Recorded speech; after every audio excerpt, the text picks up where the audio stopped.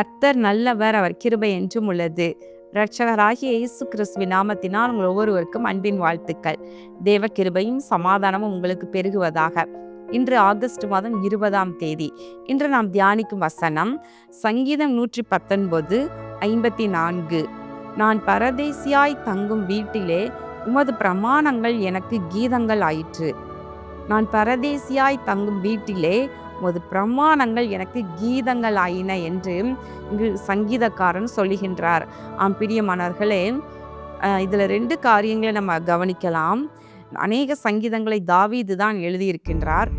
அது போக இன்னும் ஒரு சில தேவ மனிதர்கள் மோசே மற்றும் ஆசாப் போன்றவர்களும் எழுதியிருக்கிறாங்க.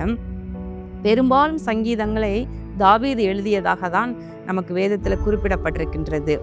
எனவே சங்கீதக்காரன் என்று சொல்லி தாவீதை தான் நம்ம எல்லாரும் சொல்றோம் இல்லையா? இந்த 119ஆவது சங்கீதம் கூட ஒருவேளை அவர் எழுதியிருக்கலாம் என்று எண்ணுகின்றேன். என்றாலும் இந்த சங்கீதக்காரன் சொல்லுகின்றார், நான் பரதேசியாய் தங்கும் வீடு. முதல்ல இந்த பூமி எப்படி இருக்குதா நமக்கு? நம்ம பரதேசியாய் தங்கும் வீடு. இந்த பூமியில நம்ம எல்லாரும் பிறந்து வாழ்ந்து அப்படியே கடந்து போகிறவர்களாக மனிதர்கள் எல்லாமே இருப்பதினாலே அவர் சொல்லுகின்றார், பரதேசி.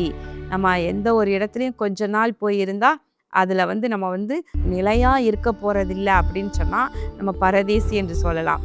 அப்போ இந்த பூமி பூமிக்குரிய வாழ்க்கை நமக்கு கடந்து போகக்கூடியது தான் என்பதை முதல்ல எந்த நிலையில் இருந்தாலும் எல்லாரும் புரிந்து கொள்ள வேண்டும்.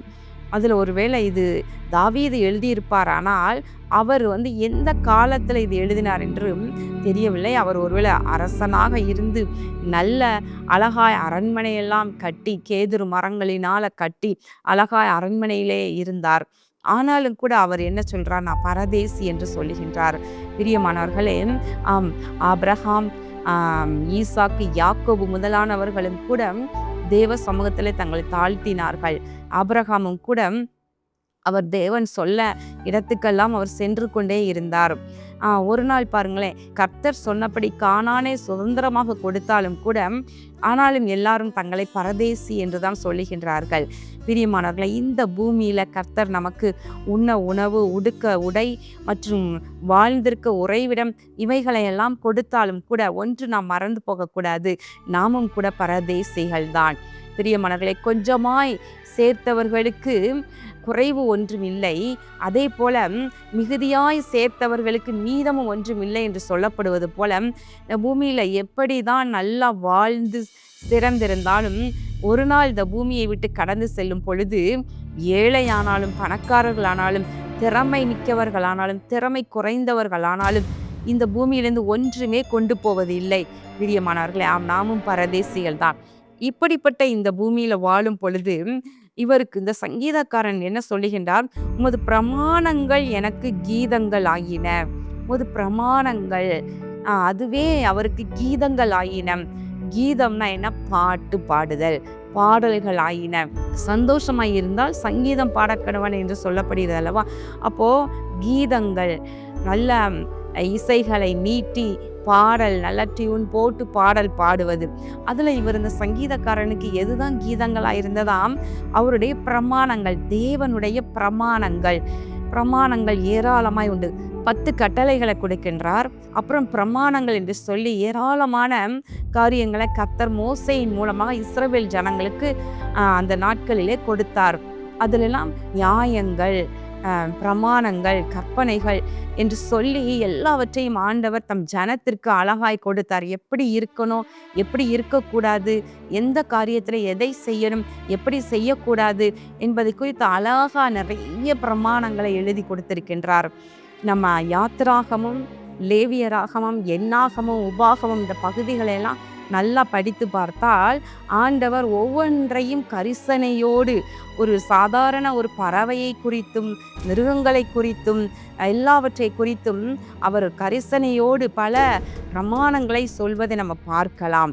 பிரியமானவர்களே, உதாரணத்திற்கு நம்ம பார்க்கலாம், சங்கீதம் 81 மாத பிறப்பிலும் நியமித்த காலத்திலும் பண்டிகை நாட்களிலும் எக்காலம் ஊதுங்கள், இதுவே இஸ்ரவேலுக்கு பிரமாணமாக உள்ளது, கர்த்தர் விதித்த பிரமாணம் என்று சொல்லப்படுகிறது.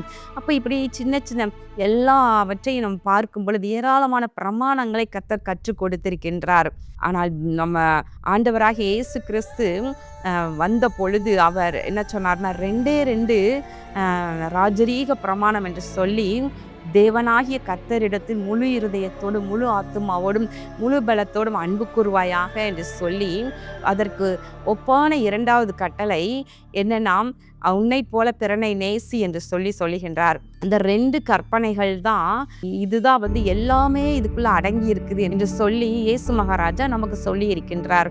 ஆனா அன்றைக்கு இந்த தாவீதுக்கு, இந்த சங்கீதக்காரனுக்கு என்னதான் கொடுக்கப்பட்டிருந்தது? இந்த பழைய ஏற்பாட்டு காலத்துல உள்ள இந்த 4 ஆகமங்கள்ல இருக்கின்ற இந்த காரியங்கள் எல்லாம் அவர் வாசித்து அந்த பிரமாணங்களை எல்லாம் தியானித்து அதையே பாட்டாக எழுதி பாடிக்கொண்டே இருப்பார் போலும். பிரியமானவர்களே, இன்றைக்கும் கூட தேவ பிள்ளைகள் நிறைய புதிய பாடல்களை அநேக தேவ பிள்ளைகள் எழுதுறாங்க, பாடுறாங்க, டியூன் போட்டி அருமையாக.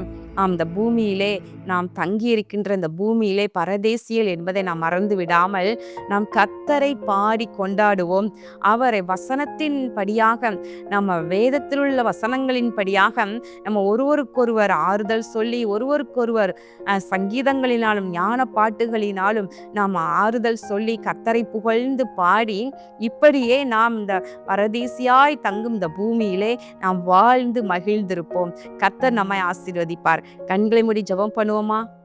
எங்கள் அன்பின் பரலோக பிதாவே, இதோ இந்த நாளிலே தியானித்த வசனத்தின்படி நாங்கள் பரதேசியாய் தங்கும் இந்த பூமியிலே உமது பிரமாணங்கள் எங்களுக்கு கீதங்களாயின என்று சொல்லும்படிக்கு ஆண்டவரே, ஒவ்வொருவரும் கூட ஆண்டவரே வேதத்தில் உள்ள ஆண்டவரே உம்முடைய வசனத்தின்படியே அதை வாழ்ந்து அதை தியானித்து பாடல்களாக பாடி ஆண்டவரே, இந்த பூமியிலே நாங்கள் சந்திக்கின்ற பாடுகள், பிரச்சனைகள், போராட்டங்கள், ஆண்டவரே பாரங்கள், சுமைகள், இவைகளுக்கு மத்தியிலே ஆண்டவரே உம்முடைய வேதமே எங்களுக்கு கீதமாய் இருப்பதாக, வேதத்தில் உள்ள வார்த்தைகளை எங்களுக்கு மன மகிழ்ச்சியை தருவதாக. அப்படியே நீர் ஒவ்வொருவரையும் ஆசீர்வதியும். ஆண்டவராகிய இயேசு கிறிஸ்துவின் நாமத்தினாலே இந்த ஜெபத்தை ஏறெடுக்கின்றேன் நல்ல பிதாவே, ஆமேன். கர்த்தர் உங்களை ஆசீர்வதிப்பாராக. ஆமேன்.